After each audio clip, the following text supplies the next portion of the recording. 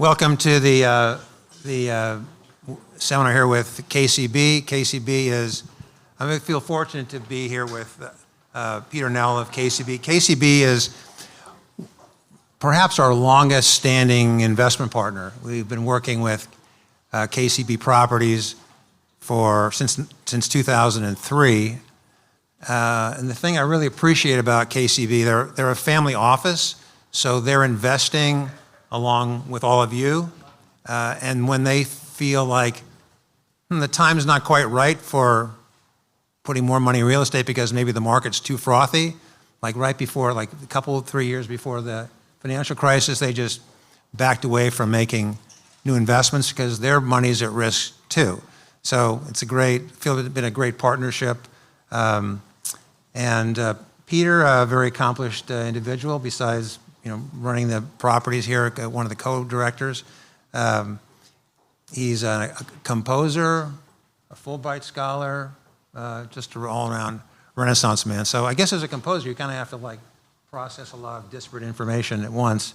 Same kind of thing you have to do with managing people's money. So I mentioned briefly the alignment, you've got skin in the game. Maybe you can talk about the KCB history, managing money along with Morton here and some of the projects that you guys had. Yeah, absolutely. We've really had the pleasure of working with Morton for, I guess, 22 years now. So it's been a great relationship. It actually goes back. My father met Lon Morton, the founder of Morton Wealth, but in, I think, 1971, he sold him his first life insurance policy. Lon sold my father that. So it's been a long relationship, a lot of trust and et cetera. But what happened in 2003 is our family had an opportunity to invest in some skilled nursing facilities. The portfolio was a little big for us to do on our own, so we reached out to a few friends, including Lon, and he put in some clients here at Morton Capital, and that we still own those properties. They've returned, I think it's 42% IRR over the last 22 years, and it's a 12x capital return. So it's been a great relationship from the get-go, and we've been fortunate and to have a great partner in Morton, and fortunate to be able to deliver consistently strong returns, and so it's been really mutually beneficial. One of the great things about KCB is that they have long-term patient capital, and because they're patient, they can kind of go where there's low-hanging fruit. Sometimes the market gives you something, and sometimes you don't want to force being in, quote, a hot sector. But just to list the areas in which KCB has invested: healthcare, industrial, multifamily, hospitality, office, retail, and commercial. So any of those places that seem like they're a cheaper part of the market, KCB will go after. What are some of those that you've done recently that seem like they're on the cheaper side? Yeah, absolutely. So the way that we've structured our investment platform is to be able to move where we see the best value at a given time, because really the real estate market's not one unified market. It's lots of little pieces that move, and there's different drivers and different cycles for underlying certain portions of it. So what we really feel are a large part of the value we feel we can add is by figuring out at a given point in time where we see the best risk-adjusted return within the market. So over time, after the Great Recession, we were buying almost entirely multifamily because it was just such a great, things are priced down so much, they were very attractive on a risk-adjusted basis. And actually after COVID, and we're still sort of in this post-COVID period, where we've seen the most opportunity is in healthcare assets, because during COVID, with the healthcare we do is mainly senior congregate care. So think of skilled nursing facilities, nursing homes that are skilled nursing or memory care, assisted living. And during COVID, a lot of people, when it was first, people figuring out how to control it, it was making people sick. It's a vulnerable population, so there were a number of deaths in nursing homes, but a lot of people also didn't want to go into nursing homes because a lot of them stopped visitors, so no one wants to go into a nursing home and then not be able to see their families. And also risk getting sick from COVID. And then on top of that, a lot of nurses left the field. 13% of the nursing workforce left the industry. And so, and particularly skilled nursing has mandated ratios. And so everyone was fighting, it's like musical chairs, right? Everyone's fighting over not enough nurses to staff what's needed. And the cost of nursing went up dramatically. So, and also the cost of personal equipment and the protective equipment for the nursing home workers also went up. So there was a lot of additional costs. It became an industry that had both hit on the top line and increased costs on the bottom line. What we see there is opportunity, because we really look at long term. We feel very comfortable that we need to be able to take care of our older people as they need the health care, and that there's no more efficient way to do it than to do it in a congregate setting.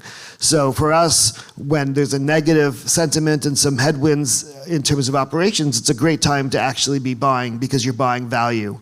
And at the same time, I kind of contrast the nursing homes to sort of multifamily and industrial, which after COVID, we're very in favor. We really like the drivers behind those, but they were super expensive.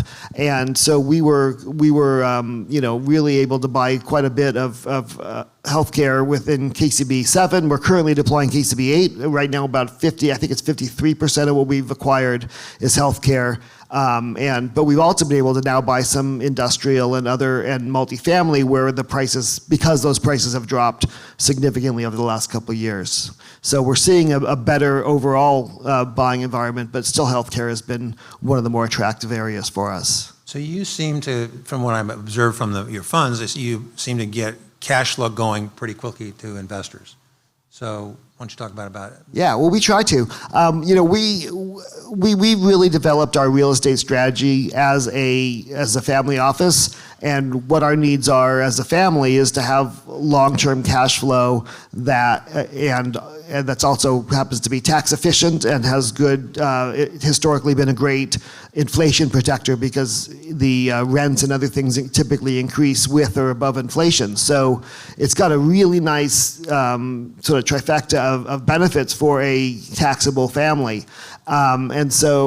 But really it's, we're really focused on then that long-term cash flow and growing cash flow. Appreciation is great, but that's to us a secondary characteristic to the strength of cash flow we can generate. But depending on the market environment, there's certainly market environments where it's harder to buy cash flow in place, and we need to buy properties that we can then go and execute a plan and maybe reposition the property, do renovations, things to generate the kind of cash flow that we like to enjoy. The great thing about the market environment right now for the KCB 8 deployment, and also we're about to launch KCB 9 as we finish up deploying KCB 8, and the environment right now, prices have come down, and we've been able to buy properties with very strong cash flow in place. And so we're able to buy and then try to grow from a really strong cash flow base. And we're really excited about the opportunity right now. The capital we're deploying right now is another period, kind of like after the Great Recession, where we're able to really buy properties at great prices and generate strong returns, particularly relative to risk. So Morton's been investing with KCB, as I mentioned, since 2003. And since that time, or over the course of that time, bad things have happened in the real estate market as a whole. We've seen 20%, 30% drops in some sectors of the real estate market, but your funds haven't really been impacted quite as much. What have you done in the management of and the acquisition of the properties that have helped preserve capital? Yeah, so that's in the last. So I guess the market last peaked in late December of 2021 was sort of market peak, and then it's been on a downward trajectory since then. It's really 2 years of fall from end of 21 to end of 23, and that was about a little over a 20, I think it was 21.5% drawdown in the real estate market, and then it sort of flatlined at the bottom, still 20% now below its peak. And that's because, there's one big driver of that was that interest rates in 2022 went up from, near zero, and they now long term, the short-term rates are up in the mid-fours or to high fours, and the longer-term rates are in the low fours. So that's been a big change, and that's had a big impact on the real estate market. And so we're looking at that and saying, well, how did we do that? And I think a big part of that is really mix of assets, because a couple of the property types that fell the most dramatically, office did. We have very little office. What we do have has been relatively robust. And then the other big property type that fell the most dramatically was multifamily. And we have had a lot of multifamily, but in 2020, 2021, when the market was really frothy, we actually sold most of our multifamily. Just because of those prices, we couldn't justify holding it. We couldn't see how one made a return based on it from that value forward. So we sold those properties. And so then when the market fell, we didn't have those assets that were declining in value were out of our portfolio or underweight in our portfolio. And so that's been a big driver of our overperformance versus the market. And I think the other piece is that we also had healthcare assets that were hit during COVID and also hospitality that have been recovering from those downswings. And so those have also been driving, and we've had growing operating income and growing valuation through this very kind of challenging market environment for real estate. So for new investments, how difficult or easy are you finding the financing? Yeah, so in terms of financing, one of the reasons why the real estate market has been challenging or dropping in price is the cost of financing, and even the availability of financing has really been much harder to come by. We view that as an opportunity because it means that we can buy much more cheaply, and there's still enough financing that for good. For good opportunities, there is financing.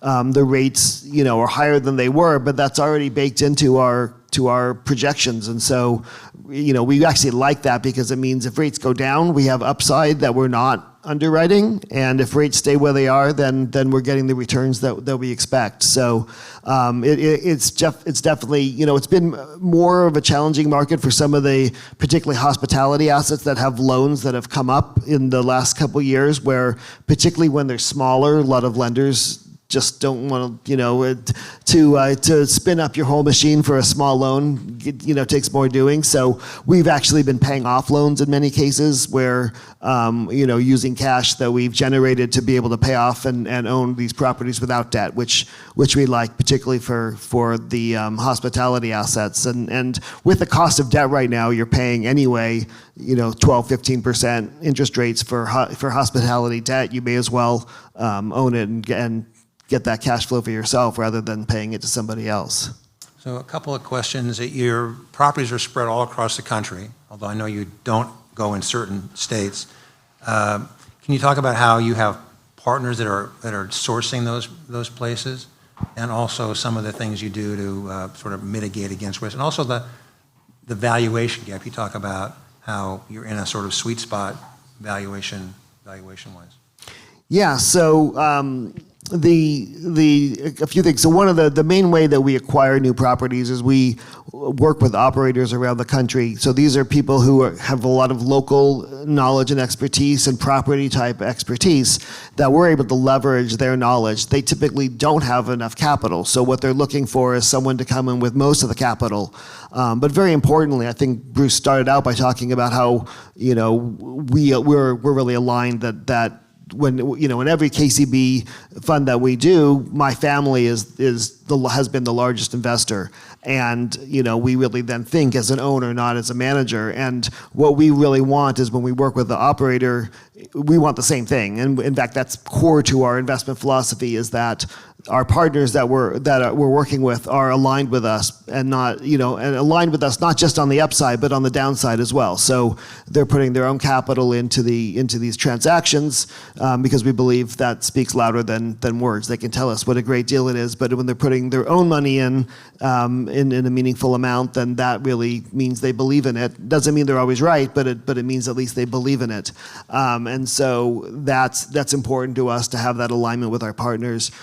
but we leverage their expertise, and then we also, we obviously have developed over time a lot of expertise that we can bring and help them professionalize. So it's really a two-way street there, in that they're bringing some level of the level of local knowledge and some level of ability to execute. We're looking for people who've been successful and generated enough capital that they can invest with us.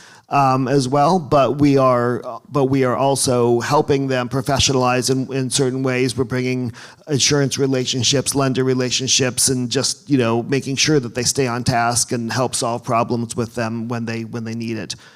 So that's important. I think you asked a couple other pieces to the question. The investment gap. So you don't buy like little mom and pop properties, but you don't buy the big institutional ones. There's like a gap where there's better pricing.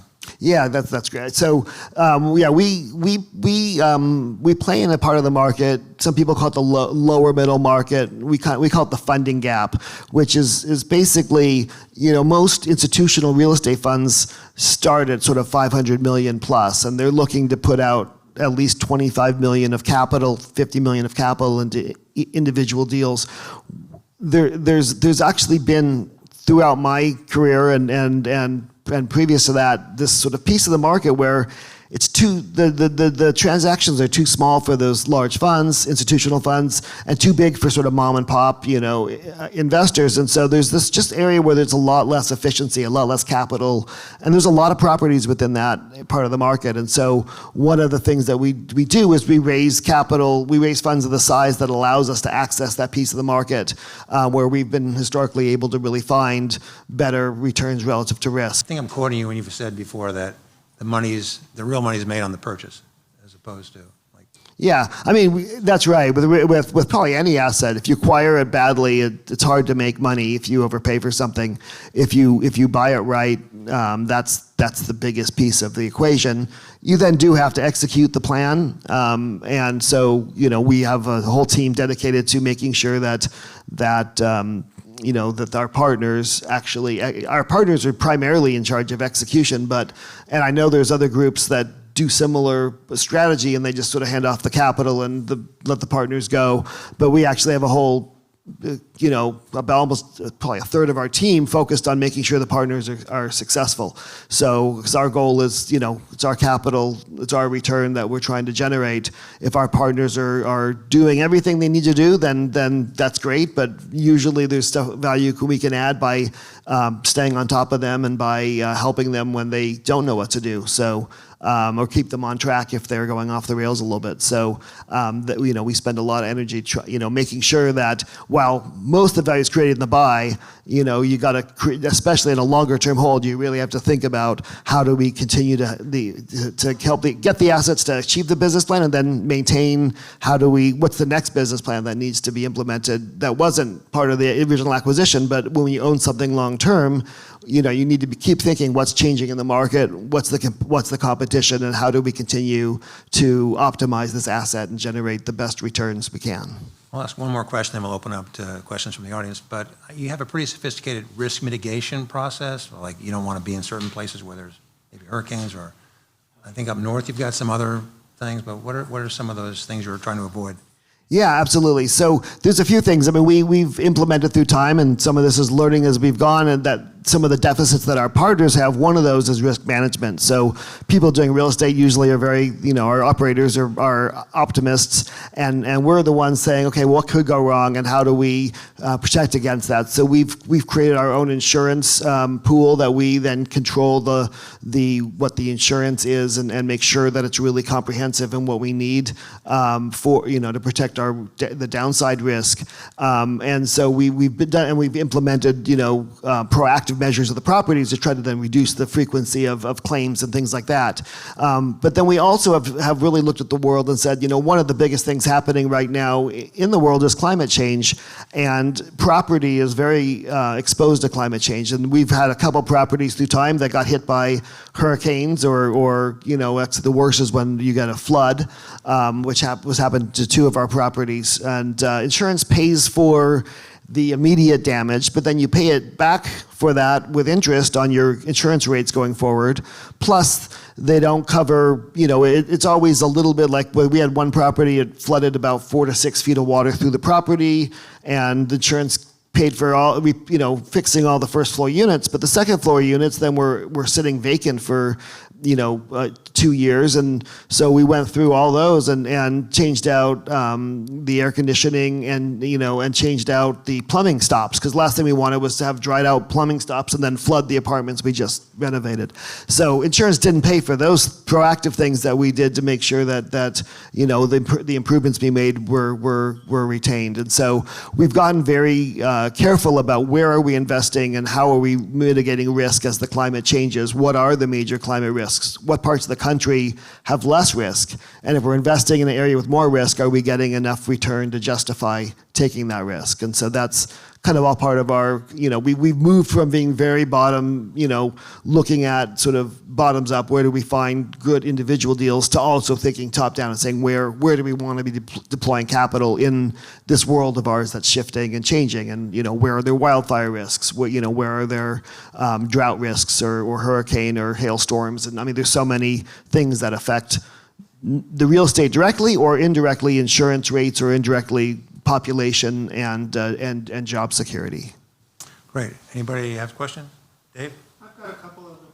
Number one is I've talked to people that have invested in nursing homes and so on, and currently in today's environment, they're very concerned about regulatory changes and things like that. How do you see that, and how do you hedge against that?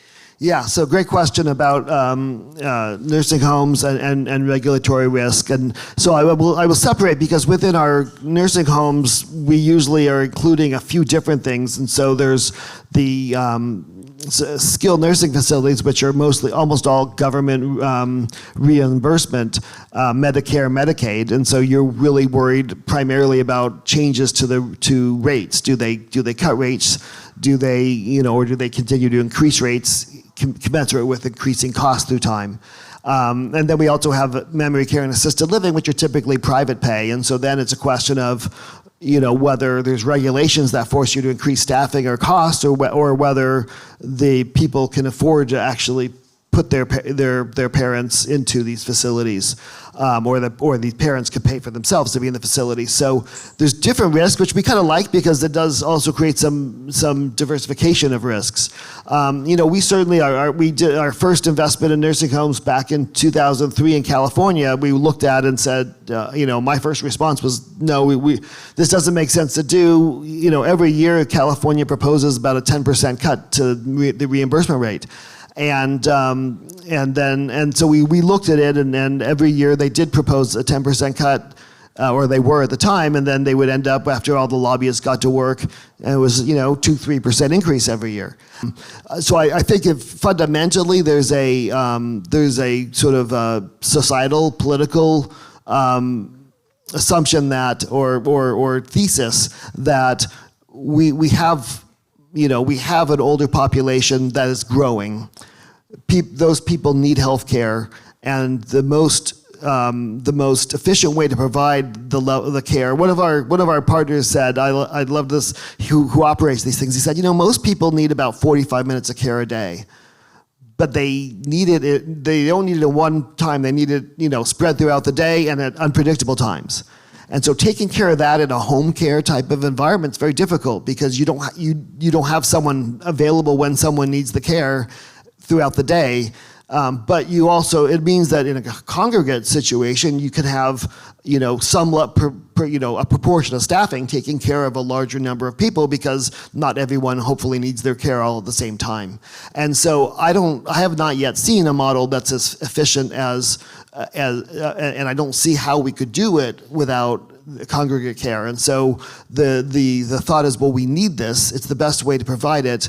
Someone's going to have to pay for that, whether it's paid for in taxes or whether it's paid for in private pay. As a society, we need this care, because we're not just going to have our older people on the streets or have them in people's houses where they need to now the children need to provide that care 24/7, and that's, I don't think, something that most people want to sign up for. Especially if you have two working, if they're two working people. So one more question? Yeah. I have a question back to the healthcare again. When you buy a healthcare property, does your company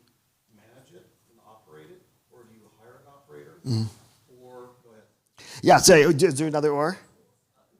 Okay, so yeah, the question is when we buy a healthcare property, do we manage that or is that a third-party manager? So absolutely, we are not healthcare management experts. We are investors. We've been in the industry for over 20 years, but we are really built to understand the real estate and the risks and returns of the asset, and we will look for within any geography that we're buying, who the right operator is to operate it. So there's specialized companies that operate multiple facilities. Okay, great. Well, thank you all for being here. Yeah.